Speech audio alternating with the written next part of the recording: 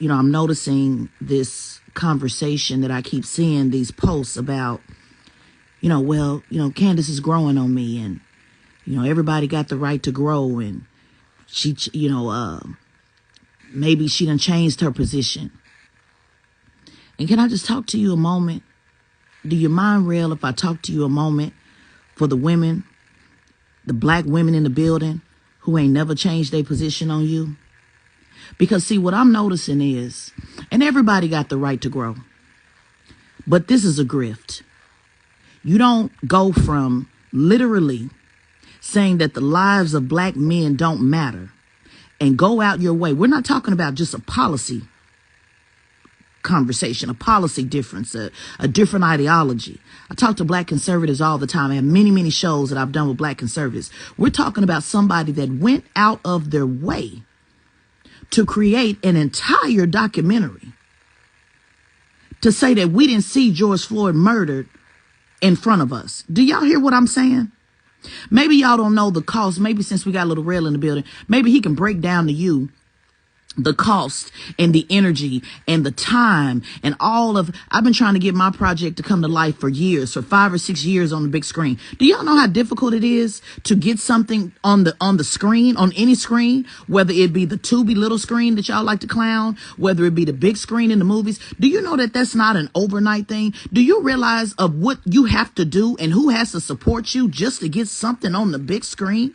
So you mean to tell me that this woman went out of her way to create an entire documentary to say that he was not murdered, what we all saw, and you guys are given the grace because you agree with just one or two things that she said about, but she cannot be, and I repeat, cannot be the messenger. Oh, Tez, it don't matter who the messenger is. I don't know. The Bible says different. The Bible says that it does matter who sent you, Moses. Who sent you? Tell them that I am sent you. So maybe y'all all right with anybody being your Moses, but I'm not all right with it. Yes, ma'am, LaShonda. The Daily Caller, the one that just fired Candace. They did an entire documentary about George Floyd, saying that he died because he was on dope. That woman went to Minnesota and featured white people that she said were terrorized as a result of what happened with George Floyd. This is who y'all up here caping for. So let's get down to the real psychological issue on these black men who are looking for nurturing from somebody that was just willing to murder you in the streets. See, these are people that have not ever experienced unconditional love for the black woman. These are people who are used to being in abusive situations with black women, whether it be with their mama, their aunt, their grandma. See, I have the type of love for you. I didn't need you to grow on me, baby. I've been loving you since the gate, since the moment. See, love for self and love for black people, that's an instant, unconditional love. And my love for you will not fade. And it ain't you can't grow on me, black man. You inside of me. I'm inside of you. Ain't no growing in me. Grow on you. She growing on you. That's the kind of love you looking for. I guess, I don't know. Maybe I don't know. People get real love from me. People get real love from me. So it ain't no growing. And let me say this to the interracial conversation, is something that y'all keep tagging me in. I don't have no problem with no interracial dating or marriage or anything else. But let me say this, Dr. Perry, because they got to know this. You can date that white man all you want to, marry that white man, do whatever you want to do. But guess what you can't do, though, Dr. Perry? You can't go speak on the black family, and you damn sure can't speak on black men. Why, Tez? She got a great point. Well, I come from a place where if you don't know about it, you can't talk about it.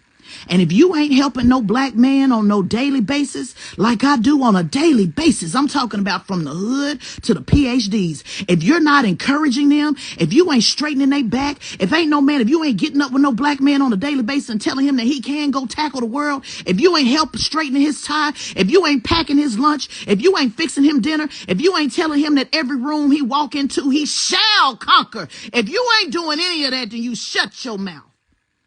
Did you hear what I say? I say you shut your mouth. Because it takes a lot to be a queen to stand by a black man. And I ain't talking about just in no intimate space. I'm talking about even as a friend. And I got some friends on this live that know exactly what I'm talking about. When they call, when shit is getting tough and they need to call and say, Tez, sis, I just need a word. If you ain't inspiring a black man on a daily basis, then you shut your mouth up. Because you don't have the right. Because you ain't put in the work. And you ain't putting in the work on a daily basis. You laying down with that pink meat. When your white man walks in the room, Candace Owens, he walks in at the top of the food chain. Mine walks in at the bottom of the food chain. No matter how many degrees he got, no matter who he is, no matter how much he's done, he's at the bottom of the food chain. And I'm the one standing beside him with my unconditional love, telling him that he deserves to be in the room. And you over there with the white man benefiting from that white man privilege, so you don't get to speak on his plight. I'm the only one that can speak on his plight as far as I'm concerned. You go over there and speak on what Chad and them is going through, what Brad and them is going through. Speak on what Bryce is going through. You can't speak on what Reggie going through. You can't speak on what Fairgrave is going through. You can't speak on what Looney's going through. You can't speak on what Little Rail's going through. You can't speak on them because you don't live with them and you don't partner with them and you don't love them and you don't pray on your knees for a black man and you ain't getting on your knees until they bloody praying that he come home. You don't have to be concerned about if he's pulled over at night with your stomach in knots, hoping he make it home, so you shut your mouth when it come down to talking about the plight of the black man. I don't give a damn how good of a point you making. It ain't for you to make the point. You stand down and you sit down. It's plenty of black women out here that can make them same points. It's plenty of conservative black women. Sonny Johnson is one who's married to a black man. Let her make the point. It ain't for you, sis, to make the point. I don't give a damn how good your point is.